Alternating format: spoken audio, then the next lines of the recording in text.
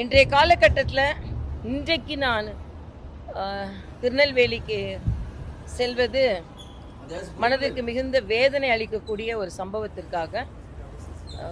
நம்ம விளாத்திக்குளத்தில் ஒரு சகோதரி ரொம்ப பாலியல் பலாத்காரம் செய்யப்பட்டு உயிரிழந்தது. அந்த ஒரு சம்பவம் மட்டும் இல்லை, தமிழ்நாட்டில் பெண்கள் எல்லாம் பாதுகாப்பாக இல்லை என்பதை கண்டிப்பதற்கு மட்டும் இல்லை, பெண்ணினத்திற்கு பாதுகாப்பு கொடுக்க நாங்கள் இருக்கிறோம் என்பதை சொல்வதற்காக வந்திருக்கிறோம். தமிழ்நாட்டை பொறுத்த மட்டும் சென்ற 5 ஆண்டுகளாக ஒரு ஆட்சி, விளம்பர ஆட்சி தான் நடந்து கொண்டிருந்தது. இவ்வளவு பிரச்சனை இங்கெல்லாம் நடக்கும்போது முதலமைச்சர் ரீல்ஸ் போட்டு கொண்டு இருந்தார். இதுதான் ரொம்ப வேதனை.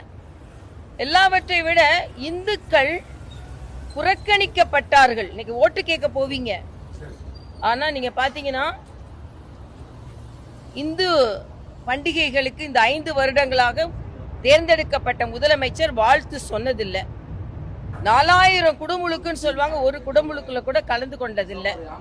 எல்லாவற்றிற்கும் மேலாக நேற்று இஃப்தார் நோன்புல கலந்து கொண்ட உதயநிதி தமிழின் அடையாளத்தை நாம தான் பாதுகாக்கணும், நாமெல்லாம் சேர்ந்து பாதுகாக்கணும்னு சொல்றார். நாங்களும் இஃப்தார் விதியில கலந்து கொண்டோம். நான் துணைநிலை ஆளுநராக இருக்கும்போது இஃப்தார் நோன்பு ஆளுநர் மாளிகையிலேயே நடத்தப்பட்டது. அதில் மரியாதைக்குரிய அண்ணன் ரங்கசாமி அவர்கள் கலந்து கொண்டார்கள். அதே மாதிரி தான் தெலுங்கானா ராஜ்பவன்ல இஃப்தார் நோன்புக்கான அத்தனை உதவிகளும் அங்கே உள்ள இஸ்லாமிய சகோதரர்களுக்கு செய்யப்பட்டது. நாங்க அந்த அளவிற்கு மதச்சார்பின்மையாளர்களாக இருக்கிறோம். ஆனா எப்போ பார்த்தாலும் பாஜக வந்தா அவங்க மதவாதம் வந்துரும், மதக்கலவரம் வந்துரும் அப்படின்னு வேண்டும் என்றே பொய் குற்றச்சாட்டை சொல்லிவிட்டு நேற்றைய தினம் உதயநிதி சொல்றார் தமிழின் அடையாளத்தை காப்பதற்கு நாமெல்லாம் ஒன்னாதான் இருக்கணும். ஆக இந்து மதத்தை பற்றி பேசும்போது சனாதன தர்மத்தை கொசு போல ஒழிப்பேன், ஆனா அங்க போய் விருந்து இஃப்தார் விருந்து நோன்புக்கு போயிட்டு நான் தமிழின் அடையாளத்தை நாமெல்லாம் காக்கணும்னு சொல்றாரு.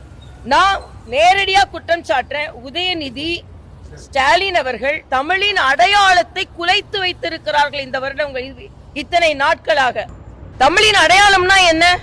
பாகுபாடு இல்லாமல் எல்லோருக்கும் வாழ்த்து தெரிவிப்பது. அதை நீங்கள் கடைபிடிக்கவில்லை. தமிழின் அடையாளம்னா என்ன?